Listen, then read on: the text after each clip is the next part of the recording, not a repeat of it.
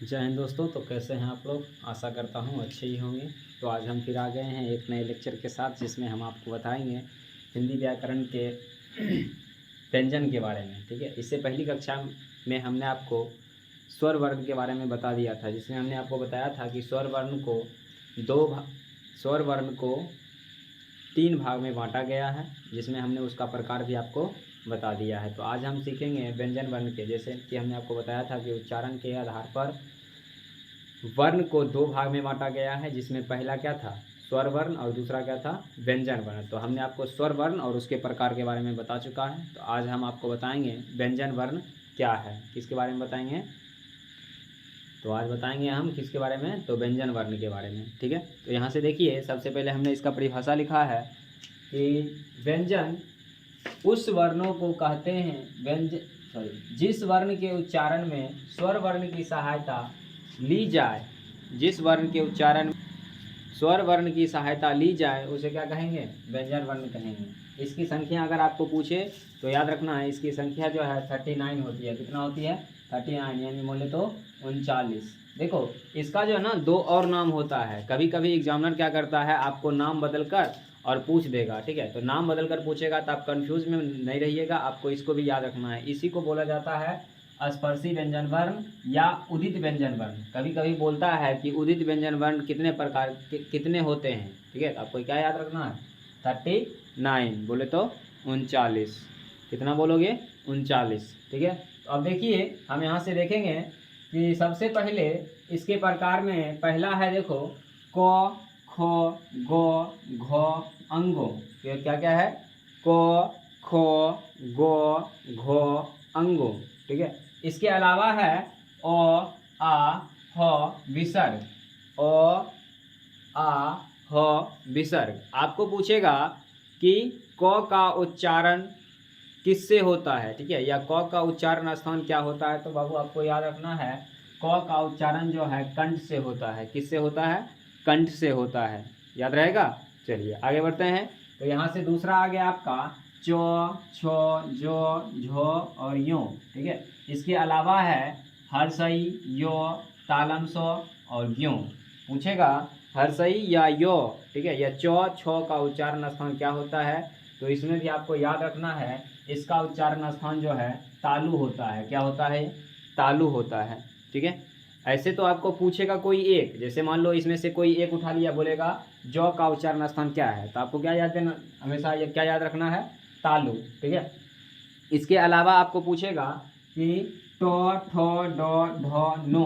ठीक है, इसके अलावा री, रो और कौन सा, दंत सौ। ठीक है, सॉरी, मूर्धंत सौ। कौन सा? मूर्धंत सौ। ठीक है, तो ये जो है ना, ये सब का उच्चारण जो है मूर्धा से होता है। किससे होता है? मूर्धा से होता है। ठीक है, इसके अलावे अगर हम बात करें तो थो, दो, धो, नो, लिरी, लो और दंत सौ, इसका उच्चारण जो है दंत से होता है। बाबू याद रखोगे, 100 3 गो होता है, जिसमें देखो पहला तालम सौ का उच्चारण स्थान तालु आ गया, मूर्धन्त सौ का उच्चारण स्थान मूर्धा हो गया, और दंत सौ का उच्चारण स्थान क्या हो गया, दंत हो गया। ठीक है, ठीक उसी प्रकार से हम बात करते हैं पो, फो, बो, भो, मो। उसके अलावा है हर्षऊ, दुर्गऊ। इसका अगर आपको उच्चारण स्थान पूछेगा तो आप बताओगे ओष्ठ होता है। क्या होता है? ओष्ठ। ठीक है, अब ये कैसे होता है, तो देखो बाबू, जब आप खुद से देखो, खुद से ट्राई करो। ठीक है, जब आप क बोलेगे तो आपको लगेगा ये जो है ना, ये इसको बोलते हैं कंठ। तो यहाँ से लगेगा आपको आवाज़ निकल रहा है। जैसे हम बोले क, देखो यहाँ पे जोर पड़ेगा ना, ख, तो ये वाला ऊपर में जितना भी आपके साथ लिखा हुआ दिख रहा है ना यहाँ पे, ये सभी जो है ना, कहाँ से बोला जाएगा? कंठ से बोला जाएगा। किससे बोला जाएगा? तो हम क्या बता रहे थे, आप क ख का कोई भी बोलोगे तो आपको आवाज़ कहाँ से निकलेगा? कंठ से निकलेगा। ठीक है, तो उसी प्रकार से दूसरा देखो, दूसरा जो चौछो वाला है, चौछो वाला जो है ना, बोल रहा है तालु। तो देखो बाबू, ये कंठ के जस्ट ऊपर है। ठीक है, जो आपको देखोगे ये थोड़ा लंबा टाइप का नहीं निकला रहता है, उसी को बोलते हैं तालु। तो चौछो का जो है जितना भी उच्चारण होगा, ये सब किससे होगा? तालु से होगा। किससे होगा? तालु से होगा। इसके अलावा जो ये आपको मेन याद रखना है, हर्षई, यो, तालम सौ। ठीक है, तालम सौ तालु, मूर्धन्त सौ मूर्धा, दंत सौ दांत। ठीक है, ये बड़ी अच्छा बैठा है। चलो, इसके अलावा अगर हम बात करें टोठो का, तो देखो जब तक आप अपना, ठीक है, यहाँ पे देखो टोठो का उच्चारण स्थान जो दिया गया है ये मूर्धा दिया गया है। मूर्धा का मतलब होता है मुड़ना। क्या होता है? मुड़ना। अगर आपको पूछेगा कि टौठा का उच्चारण स्थान क्या होता है तो याद रखना मूर्धा। आप अपने जीव को विदाउट मोड़े हुए आप टौठों का उच्चारण स्थान नहीं कर सकते हो। आप खुद से बोल के देखो, टौ, आपका जीव अंदर में मुड़ गया। ठो, इसमें भी देखो मुड़ेगा। डो, ढो, नो, यानी जिसमें आपका जीव जो है मुड़ जाएगा वो सब का उच्चारण स्थान क्या कहलाएगा? मूर्धा कहलाएगा। देखो सीरियल वाइज आ रहे हैं। सबसे पहले कंठ में गए, उसके बाद मूर्धा में आए, और उसके बाद हमने कहाँ आ गया है? जीव में आ गए हैं। ठीक है, जीव के बाद अब आएंगे। अब देखो टौथो का जितना भी होता है तो आपका ऊपर वाला दांत, ठीक है, आपका ऊपर वाला दांत नीचे वाले दांत के साथ चिपकेगा, उसके बाद इसका उच्चारण होगा। जैसे हम बोले तो, थो, तो जैसे अगर नहीं सट रहा है तो फिर दिक्कत है। तो थो का उच्चारण में क्या होगा? ऊपर वाला दांत नीचे वाले दांत के साथ चिपकना चाहिए। तो टौथो का उच्चारण स्थान जो है क्या हो जाएगा? दंत हो जाएगा। इसके अलावा जो है लिरी, लो और कौन सा? दंत सौ, ठीक है, दंत सौ, इस सब का उच्चारण स्थान जो है दंत होगा। इसके अलावे आप देखो पोफो का, ठीक है, किसका? पोफो का। तो पोफो जो है ना, पोफो का उच्चारण स्थान आपका ऊपर वाला होठ और नीचे वाला होठ दोनों आपस में जब तक चिपकेगा नहीं तब तक इसका उच्चारण नहीं होगा। ट्राई कर रहा है, करके देख ले। ठीक है, चलो हम भी करते हैं। पो, देखो चिपका ना, फो, बो, भो। तो ये सब का जो उच्चारण स्थान आपको दिख रहा है, ये सब जो है ना इसी के आधार पर बैठाया गया है। तो इसका उच्चारण स्थान क्या हो जाएगा? ओष्ठ। इसके अलावा आपको याद रखना है हर्षऊ और दुर्गऊ। अब देखो कभी कभी होता क्या है, यहाँ से जो घेरे हुए हैं हम डब्बा में, इसको थोड़ा ध्यान से देखना बाबू, इसी से क्वेश्चन उठाता है कि ये घेरा हुआ जो भी दिख रहा है ना, ये सब आप याद करोगे कि क का यहाँ पे अंगों वाला है तो इसका कंठ हो जाएगा, ये ग्यों वाला है, ठीक है, तो इसका तालु हो जाएगा। ये नो वाला है तो इसका मूर्धा हो जाएगा, नो वाला है तो दंत हो जाएगा, और ये नो मुँह वाला रहेगा तो ओष्ठ हो जाएगा। लेकिन जब आप ऑप्शन में खोजने के लिए जाओगे तो ये सब रहबे नहीं करोगे, ठीक है, ये सब रहबे नहीं करेगा। तब कहोगे सर जी गलत पढ़ा दिए।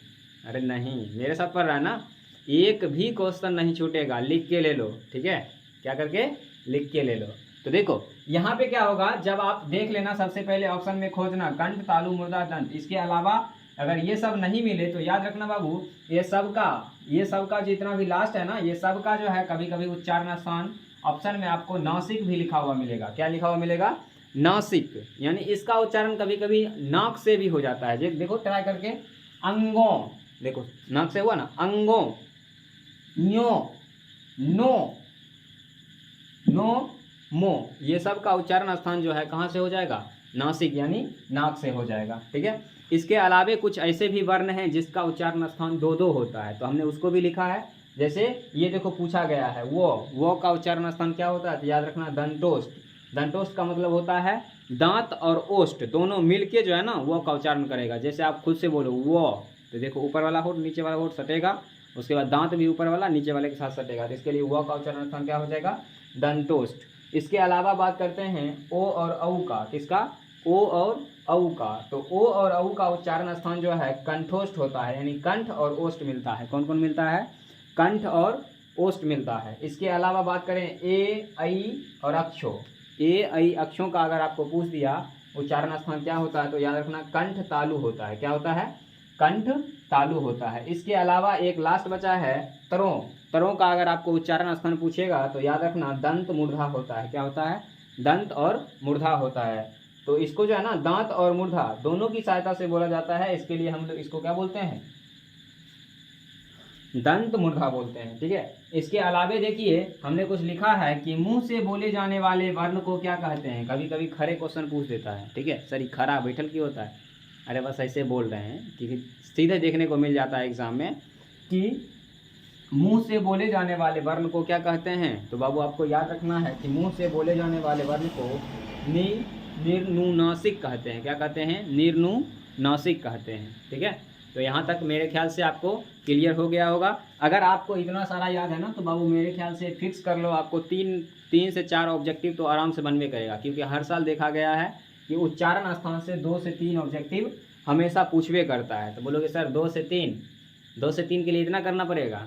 नहीं, 2 से 3 नहीं, 1 नंबर के लिए भी करना पड़ता है, क्योंकि आपको पता होगा कि बूंद बूंद से ही क्या भरता है? घड़ा भरता है। ठीक है, तो इसी प्रकार से आपको 20 टॉपिक बताएं तो 20 टॉपिक में से वो पूछेगा तो आपको भी ध्यान देना है कि अगर इससे एक ही पूछ रहा है तो आपको ये सब याद होना चाहिए, तब जाके आप क्या बना सकते हो, एक बना सकते हो। ठीक है, तो हर दिन की तरह आज भी हम आपके लिए एक पंक्ति लेकर आए हैं, ध्यान से सुनिएगा, बड़ा अच्छा लाइन है कि ना वफा का जिक्र होगा ना वफा की बात होगी, ना वफा का जिक्र होगा ना वफा की बात होगी, अब मोहब्बत जिससे भी होगी 10th के बाद होगी, अब मोहब्बत जिससे भी होगी 10th के बाद होगी। ठीक है।